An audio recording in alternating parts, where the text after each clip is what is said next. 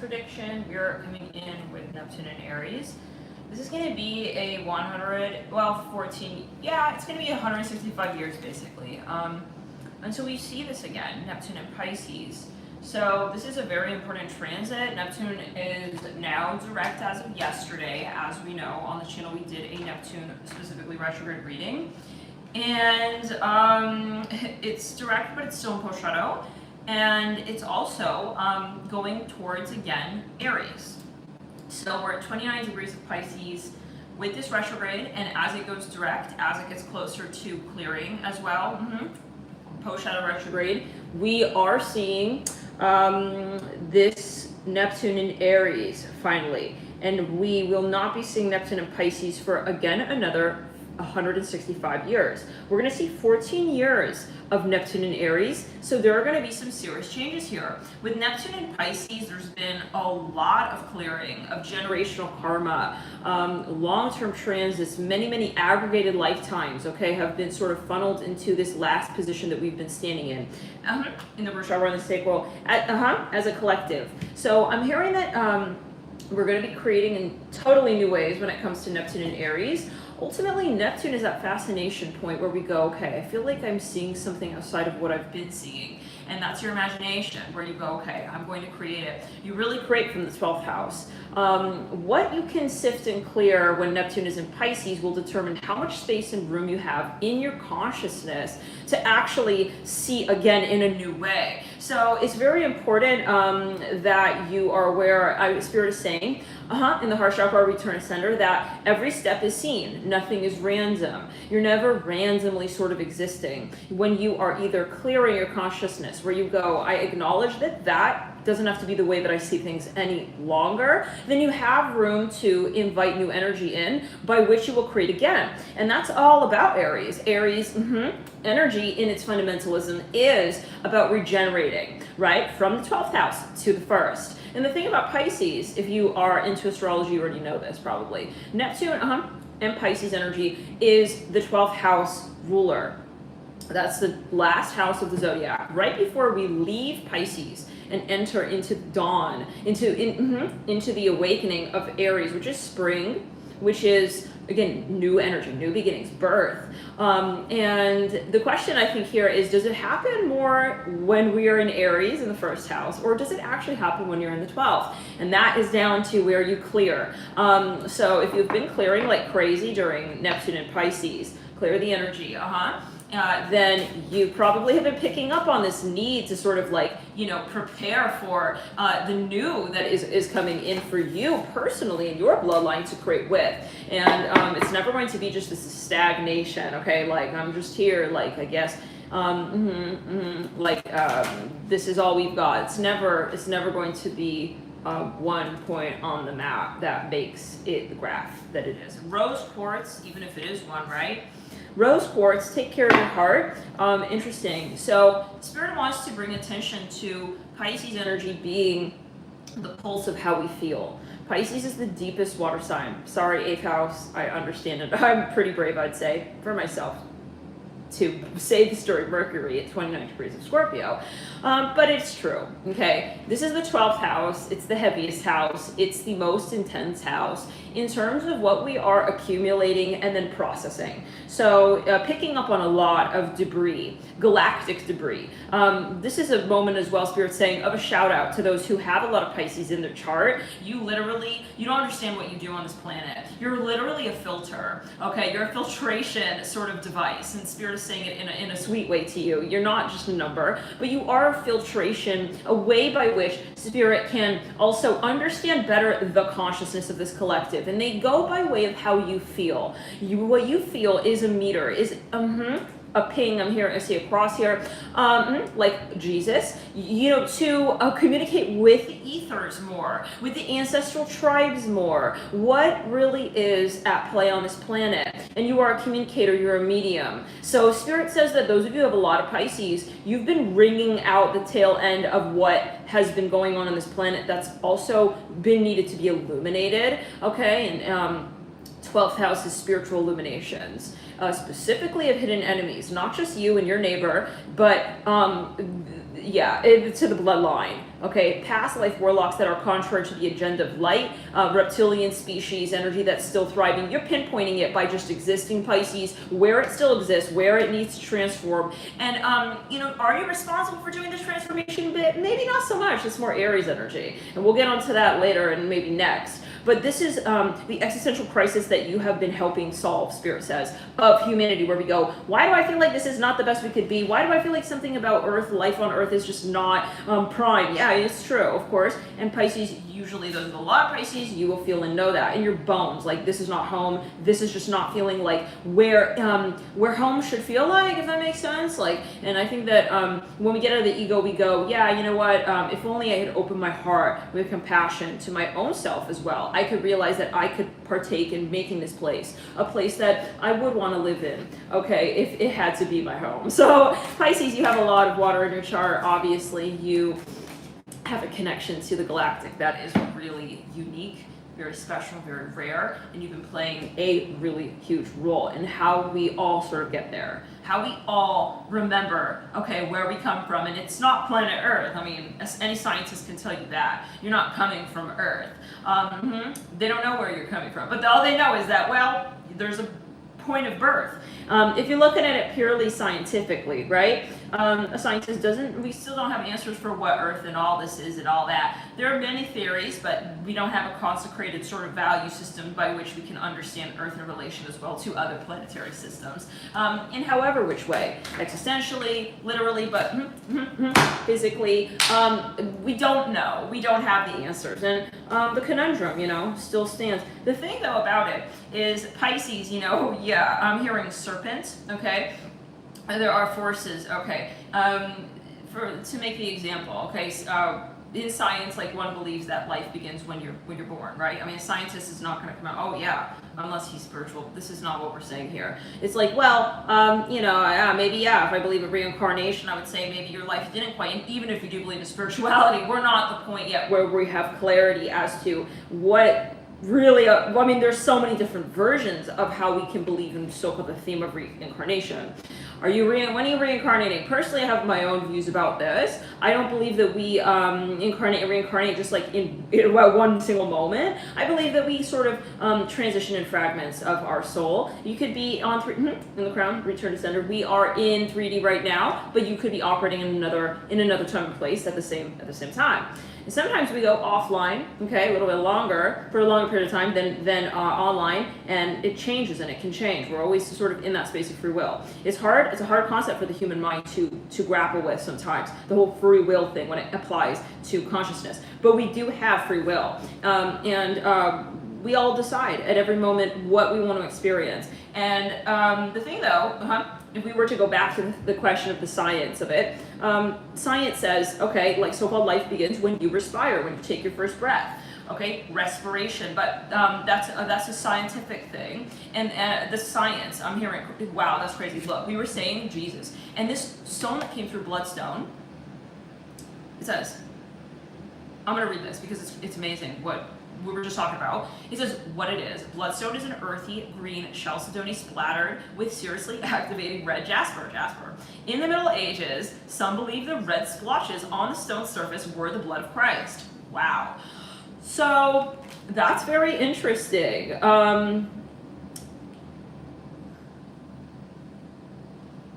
That's very, very interesting. And so, okay, and we're talking about Christ. And so I'm here in Arizona. This is interesting because we were talking about. By the way, I'm a channeler. If it's your first time here, I put in the title, but yeah, I'm a channeler. I'm a Starseed Oracle medium. I'm channeling here on behalf of the Pleiadian Lebanon Council, and yeah, we are here. I'm here in Rose. We are here with downloads from mostly Pleiadian, okay, ancestors and tribes, okay, and we're talking little Lemurian star seed systems as well here being represented. But yes, we were saying that something about this. We were saying science cannot have this answer, okay, for the scaffolding of what we're really doing here on planet Earth, and when we really begin doing whatever we're doing here on planet Earth, and when it sort of so-called ends. So this is about, I'm hearing how it is Pisces energy. I'm talking not just the sun sign Pisces. We all have Pisces in our chart. How it is that we transcend, okay, the thought form in which we and from which we create. So we're bigger than what we can see. Spirit is wanting to underline that here. Down in the root chakra of the sacral. Spirit is saying as well, you know, that we're becoming more aware here as Pisces and Neptune sort of bid farewell to one another. We're having realizations of just how much of a collective we really are. We are co-creating here in this space. How much, you know, one person can impact another person, how an object can impact a person. Everything has, of course, like an imprint to it energetically. And we are coming closer, Spirit says, to understanding the role that we play in our so-called ego form of interpreting our position and what position we play in the puzzle of that imprint that is one. So let's get here a little bit further. We have rose quartz, celestite, bloodstone, sugilite. What does Spirit want us to hear and know about this transit of Neptune going into Aries? I'm hearing pigeon. We have peridot, magnetize your motivation. So here's the thing, you know, Neptune in Pisces is a lot of water energy. Okay, this is a lot of water energy. And the thing about Pisces is it also rules viruses. So it's funny that we're saying, you know, in the title even of this reading, we're mentioning COVID. Because yes, I did predict COVID, like literally. It was 11 months before Corona went viral on the news and all that and everything. In 5-6 readings, I was hearing keep clear of Corona. And I was like, I don't know what that is. What's Corona? You can go check out the videos on the main page, on the main channel page. The main channel page. And it's on as well the predictions playlist. One of several phenomenon that has been predicted on this channel to date. So the thing interesting here about that is that Pisces and Neptune rule viruses. The way consciousness travels, and if you think about viruses, it's consciousness. If you think about bacteria, it's consciousness. And if you think about what we are consciousness, we are bacteria. If you think about your gut, look at your gut, you're entirely practically made of bacteria, and that's consciousness. So, you know, what really is like a so-called virus, what is, of bacteria. This is about consciousness traveling and making its way through.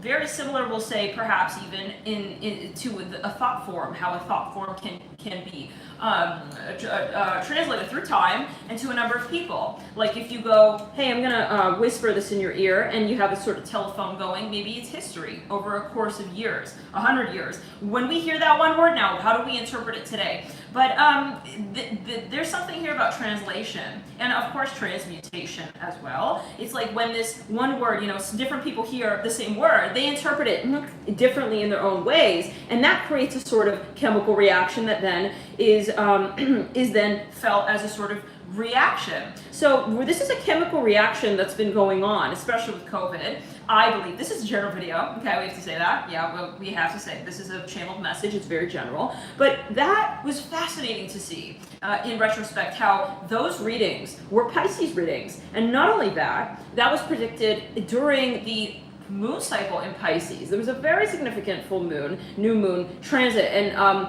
Pisces, as we said, rules viruses. So as Neptune was in Pisces, we had this transit of COVID that went through, and it was very, very intense, and obviously, like, yeah, changed the world.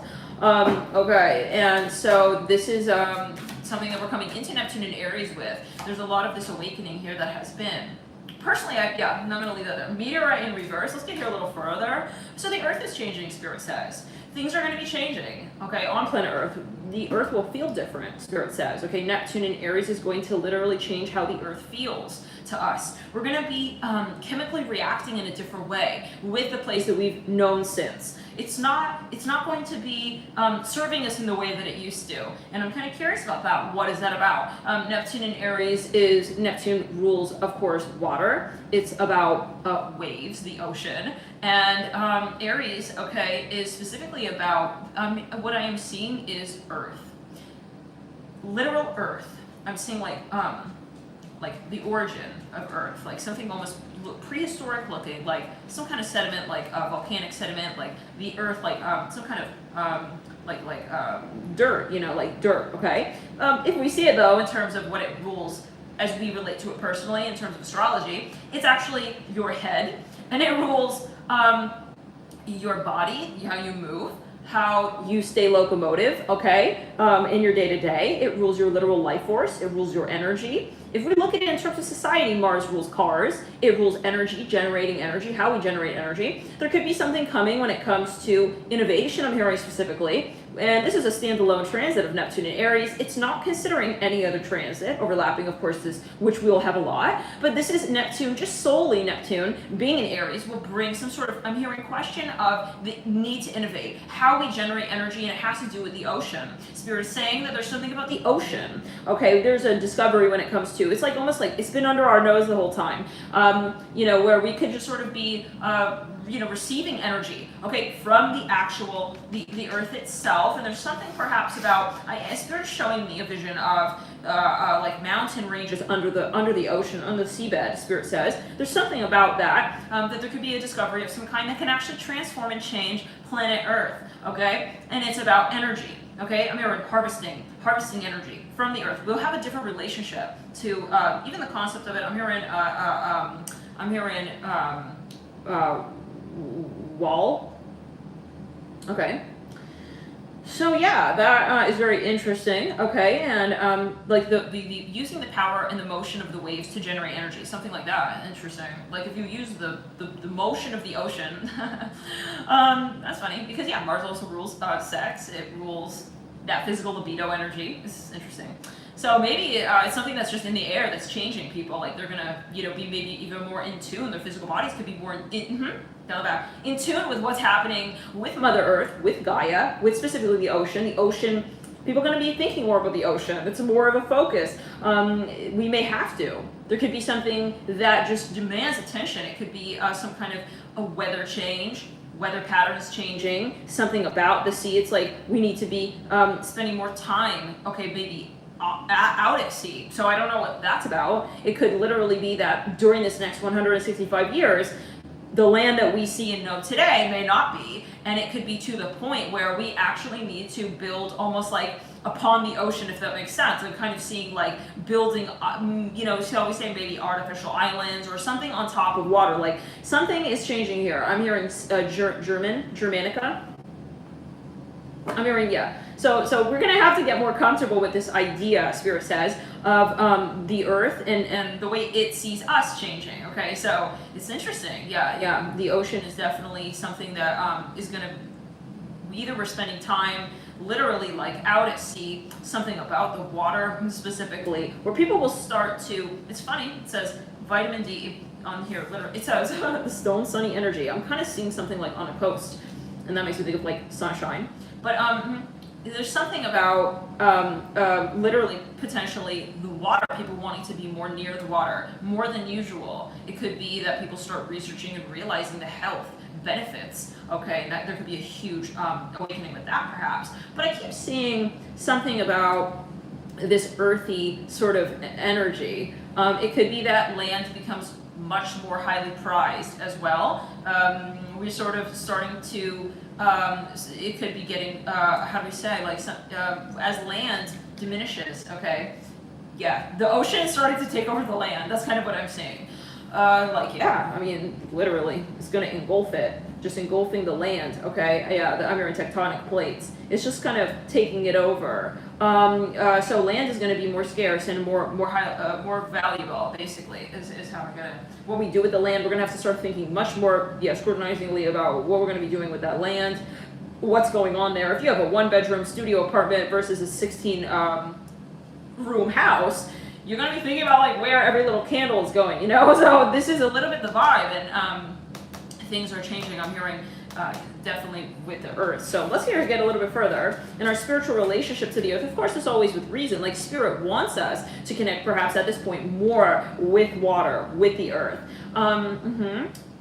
The relationship to the earth, the literal, I'm talking earth, physical earth, dirt, right? Where we stand and we go, this is like stable ground. At the crown is going to become really important. Its relationship to, I'm hearing Mother Gaia and the water. So the thing about the ocean is it absorbs the vibrations of what is going on this planet. Water has the imprint of energy, and it's literally moving, Spirit says. It's absorbing, it's constantly moving and reacting to this planet. It will say in cycles, just as we will feel things when it's a full moon and the new moon, the ocean is feeling sort of in this patternized sense what we're feeling and picking up on, and what we're also emitting back as a reaction from that. There's something about, in some way, harnessing this energy, because it is an energy. And maybe it's something even spiritual, it could be existential. I am getting a warning here as well. Spirit is saying that get ready for people who never used to be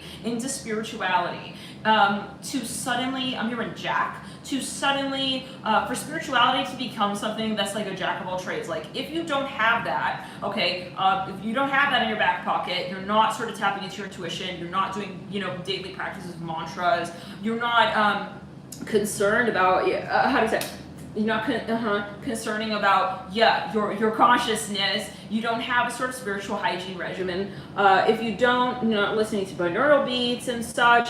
I'm smelling some kind of perfume right there. I think it's called Baccarat. Yeah, so specific. I mean, he's smelling that right there. Then you kind of, then that could be a message for somebody. You are not really so relevant anymore in society. And Spirit says, get ready for that to become the sort of mathematics, okay, prerequisite to anything really. And that's going to be definitely down the line. It only makes sense. But it's going to have another side to it as well. In the sacral, there's a dark side as well to that, Spirit says, where people are, they're not quite developed yet, but they're sort of pretending to be a part of this wave. Okay, no pun intended. They're wanting to be okay at this point. So that's funny, because Spirit's sort of saying this is the new way. This is the hierarchy, and you can't fake your vibration. So it's going to be a little bit of a weird spot where there could be spiritual crime. I hear it like that. There can be spiritual sort of challenges that we come across where everyone is into astrology, and it's like, how are you going to perceive of, like, I'm hearing also the original, okay, where is this coming from? Because right now we have this energy where we go, I'm going through a spiritual awakening, and this has very much been in the last years. It's like, I'm going through a spiritual awakening, I went through this really challenging experience, and you know for yourself what you've been through, and that prompted you, okay, to sort of go down a certain way and path, okay, to hermetically understand why you're experiencing what you're experiencing, because you're not reading it in a textbook that it's something that you would be going through. So it's funny, because I feel like as this becomes more integrated in society, it becomes so much expected. It becomes almost expected and sort of a supplement of some kind to your your daily life, your experience here as a human on this planet, whatever you happen to be doing, how you make your money, etc. Your clear it, your success.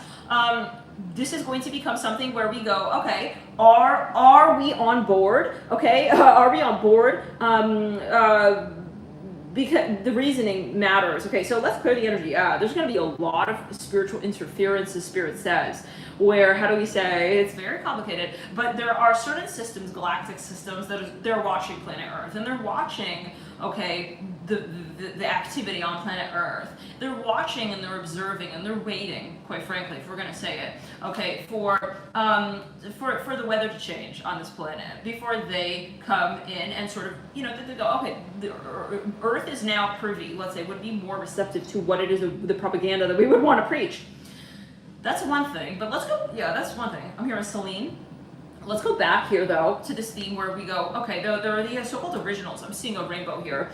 There are the originals, right? You went through your awakening, and then you ascended, and then you went. How do we know that someone, what someone has gone through to get to this point is quite rare. Okay, we usually are dealing with this issue, at least in Neptune and Pisces, of spirituality sort of becoming more of a thing, but they're also being in tow the same measure, okay, of skeptics. And ask any light worker, people making fun of them. Okay, oh, you're crazy. Oh, maybe you just, let's go, you're antisocial, that whole thing. But we're gonna have the opposite issue.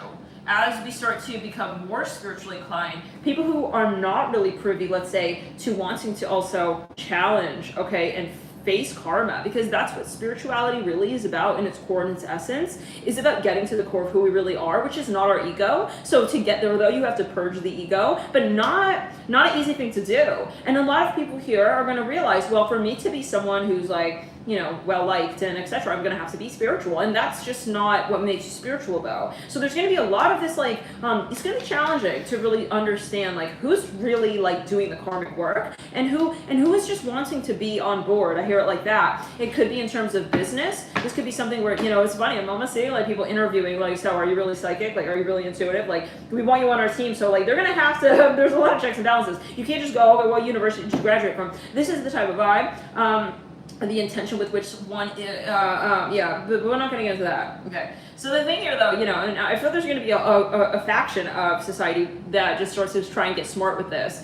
And they're sort of like, okay, you know, they're realizing what the power of spirituality really can lend to for the ego and its devices and its agendas. And there will be, okay, I'm hearing the draconian faction of spirituality that starts to become equally, at one point I'm hearing, this next 165 years, as powerful, okay? And it's like this battle of, you know, true, you know, it's we're both spiritual, but what is our motive with that? So it's about how we apply our spirituality, how it is that we apply, how far we've come, right? And we're going to see a lot of bidding wars when it comes to consciousness in the next 165 years, where there are certain groups, you know, are, that will try to appeal to you.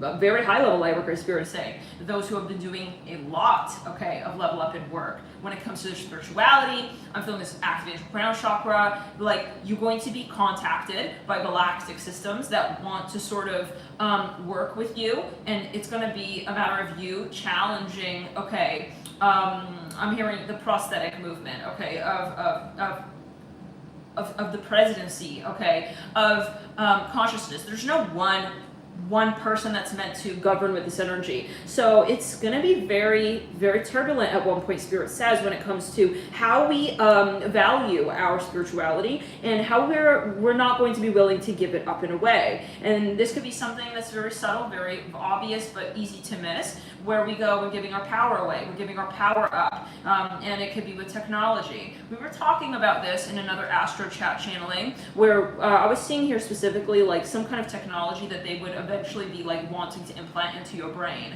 to make you sort of, to control, okay, basically by so-called your free will, when you're awake, when you're sleeping. They would be able to kind of put you asleep for like 30 years and you wake back up at a certain point in history. That's what I was kind of seeing, okay, in my mind's eye. And the question was like, okay, there's a moment where it's like, do I want that? Like, you're looking at other people, they're doing it, but do you want that? And there's a weird vibe here because, yeah, I'm seeing a draconian faction does realize the power of the spiritual movement. And they want to own it. They want to caption it. They want to manifest with your power, and they may try to appeal to you. So yeah, it's kind of weird times that we may be coming up to, because Mars in shadow is ego. Ego is me. It's about me. I'm important. This is about me. And that's where lightworkers, you know, we've been working so hard as a collective and to, as one person, get closer to the point of the collective. In essence, not just like kumbaya, here I am. Where's everyone else? No, like, this is about in your consciousness where you arrive at that point where we go, we're all sort of like here because the vibration is high enough. It's not that we have things in common, it's the vibration that's high enough, and we are all sort of one when we're in that kind of vibration. There's no ego, there's no, you know, this filtration, okay, of what's otherwise just compassion as well for self. And in the higher form of spirituality and Pisces energy, it is about the self. It's not the ego self. It's about the self, though. And selflessness is not necessarily going to bid you and grant you access to your highest timeline and your highest vibration, right? And that's where we get shadow Pisces, where it's like, oh, okay, all are one, but I'm suffering. That's not what spirit is going to reward when it comes to. They're not going to reward you when you're in that energy. Definitely. So, but the thing here about Aries is it is about the ego, and you will be approached by certain star seed systems who see your value. There's no more question of that. But the question now is the nuances here of the tapestry of how you want to make your move. And it's almost like right when you're at this point where you've saved up energetically, and as a collective we have worked so hard to purge and clear comment, what do we give that energy to? And I feel like some voices here may try to override that of your higher self, of your guides, and it's going to be almost like a spiritual war. There's a spiritual war coming, okay? People are going to want to win Pisces, you know, win the starseed over, and it's, you're going to see starseed is going to be something that is doesn't have to be something that we talk about necessarily. It's something and down the left side body in the root chakra. It's not down the left side return center. It's not the the word that's going around necessarily. It's just in the root chakra, a spiritual consciousness that's aware of your consciousness, if that makes sense. And it's getting a little weird, Spirit says. So I would like to read on 20-year spurts of this transit.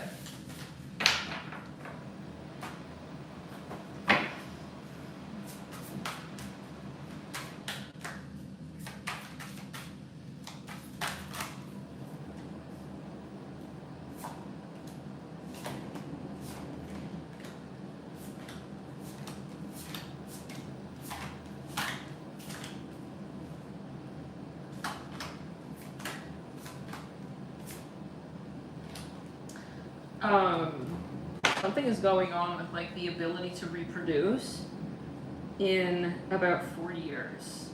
Okay, I see the population dwindling to a scary low. Like, it's like there's almost like no more life on Earth. I mean, whoa, like it's something in like 40 years. It's gonna get really quiet on Earth. That's what I'm hearing. We may not even be on Earth. I hear it like that, or some, yeah, because I'm seeing here. Some we may decide. Yeah, wow. Some people are going to leave Earth. They're going to decide to leave Earth and carry out their karma on another planet. I'm hearing. Okay, something. There's a portal where a lot of people can leave. I'm hearing ancestors as well. The ancestors are leaving. Spirit says, and it's like, so they may want to. Yeah, like change the. It's like when a class, you know, the teacher goes, "We're not going to be teaching this class. We're teaching." That's the vibe a little bit. I see a dark energy here. I'm hearing basmati. That's the type of rice. Yeah, Earth is not really. Something about Earth is not is. It's not like. We're gonna see. Give me a sec. That's in 40 years though. Between 40 and 60 years, the 40-year mark and 60-year mark, that's when I'm seeing that dwindling. Okay, then I'm seeing, which is like, okay, so then, I mean, are we even talking about Earth anymore? So, okay, so this is 20, 40, 60, 90. Again, interesting, it's happening in waves. So, whatever we saw in like 40 years is going to become even smaller. It may grow back again, or there's a pause, or there's something going on with another planet, and then there's like going to be like almost down to like zero again. It's a scary thing. Even like society or humanity is like concerned. They're really concerned about what this will indicate. I'm hearing metals. They're wondering what's going on. Some about heavy metals. Oh, so hold on. So I'm seeing a cake. 20, 40, 60, 80, 100, 120, 140. Okay. Okay, there's going to be like, there's a question of what planet the spirit, there's something going on about the resources and how we're allocating them on a certain planet. This looks like Mars, which is interesting. This looks like Earth.